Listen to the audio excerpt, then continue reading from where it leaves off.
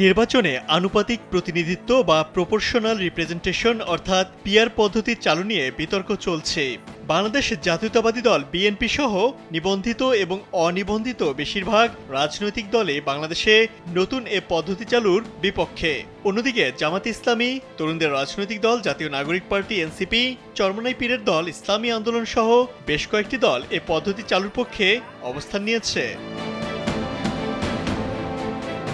PR পদ্ধতি নিয়ে রাজনৈতিক দলগুলোর এমন অবস্থানে বিপাকে রয়েছে জাতীয় ঐকমত্য কমিশন।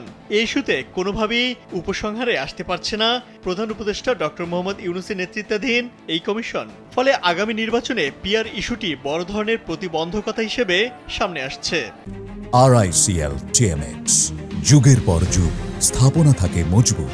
বিশ্লেষকরা বলছেন, উন্নত অনেক দেশে এ পদ্ধতি চালু থাকলেও তা নিয়ে সংকটে রয়েছে দেশগুলো। কোনো দেশ পিআর চালু করে তা থেকে আবার ফিরে আসার চিন্তাভাবনা করছে। এমন প্রেক্ষাপটে বাংলাদেশে পিআর পদ্ধতি চালুর কোনো যৌক্তিকতা খুঁজে পান না বিশ্লেষকরা। এছাড়া পিআর করলে এদেশে সরকার গঠনই কঠিন হয়ে যাবে বলেও মত তাদের। বিশ্লেষকদের মতে পিআর পদ্ধতি মোটেও জাদুর কাঠি নয়। সুষ্ঠু বাস্তবায়নের জন্য প্রয়োজন রাজনৈতিক সদিচ্ছা, সাংবিধানিক সংস্কার ও জনসচেতনতা।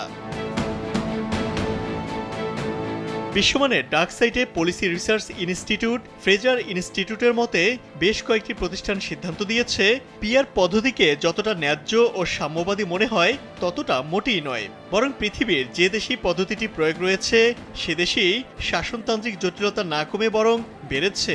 হানাহানি, বিভাজন, সংকীর্ণতা, অনৈক্য ও ক্ষুদ্র স্বার্থের লড়াই বেড়েছে। আবার পিআর পদ্ধতিতে এককভাবে 50% ভোট না পেলে সরকার গঠন সম্ভব না। ফলে ছোট দলগুলোকে সঙ্গে নিয়ে জোট সরকার গঠন করতে হয়। প্রাপ্ত তথ্যে দেখা যায় অর্থনৈতিকভাবে এগিয়ে থাকা দেশগুলো পিআর পদ্ধতি অনুসরণে লাভবান হয়।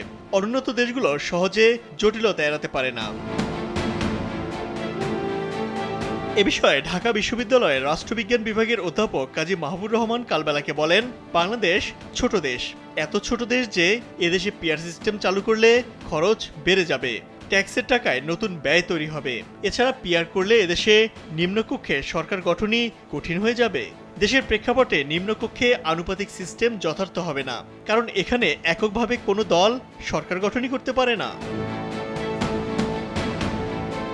আইন বিশেষজ্ঞ ও নির্বাচন কমিশনের সাবেক আইনজীবী ডক্টর স্বাধীন মালিক মনে করেন, ভোটারের অধিকার ও প্রতিনিধিত্বমূলক নির্বাচনকে প্রাধান্য না দিয়ে কিছু ছোট দলের দলীয় প্রধানের প্রভাব কর্তৃত্ব বজায় রাখার উদ্দেশ্যে পিআর পদ্ধতিতে নির্বাচন চাওয়া হচ্ছে।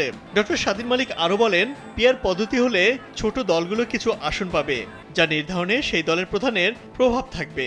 এর বাইরে ভোটারের কথা, প্রতিনিধিত্বমূলক নির্বাচনের কথা বিবেচনা করা হবে না। এতে ভোটাররা ভোটদানেও নিরুৎসাহিত হবেন। ইমতিয়াজ আহমেদ, কালবেলা।